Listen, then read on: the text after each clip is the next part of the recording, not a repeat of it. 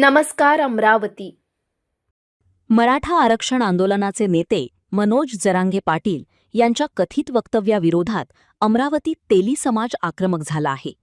अमरावती जिल्हाधिकारी कार्यालय परिसरात तेली समाजाच्या वतीने मनोज जरांगे पाटील यांच्या विरोधात निषेध आंदोलन करण्यात आले।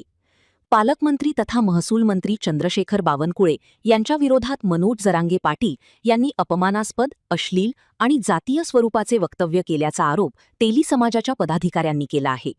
या वक्तव्यामुळे तेली समाजाच्या भावना दुखावल्याचा आरोप करत मनोज जरांगे पाटील यांच्या विरोधात कायदेशीर कारवाई करून गुन्हा दाखल करावा आणि त्यांना अटक करावी अशी मागणी आंदोलनकर्त्यांनी केली।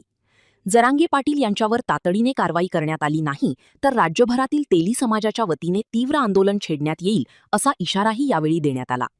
दरम्यान या प्रकरणामुळे अमरावतीत राजकीय आणि सामाजिक वातावरण तापण्याची शक्यता निर्माण झाली आहे। बातमी अशी आहे की आम्ही आज कलेक्टर साहेबांना निवेदन दिलं।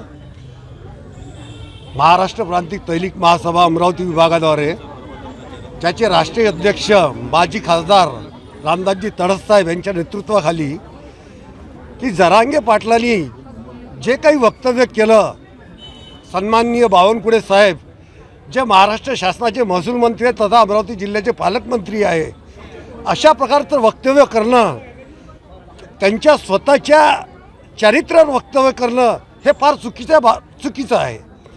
या चुकीचा आम्ही अतिशय तीव्र निरोध करतो आहे। तुम्हाला जर मागण्या मागायच्याच आहे तर तुम्ही शासन दरबारी जा ना, कोणाच्या स्वतःच्या पर्सनल ह्याच्यावर तुम्ही कशाला बोलता? जरांगेला कोणी दिला अधिकार की पर्सनल ह्याच्यावर बोलायचं की त्यांचं साहेबांचं हे असं आहे, साहेबांचं ते तसं आहे, साहेबांचं ते तसं आहे?